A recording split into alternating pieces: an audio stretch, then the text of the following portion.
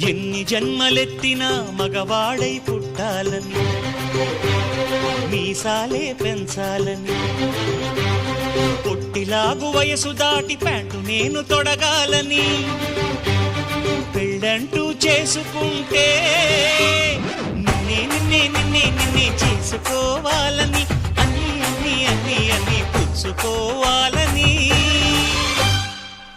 ఆశ ఆశ ఆశ ఆశ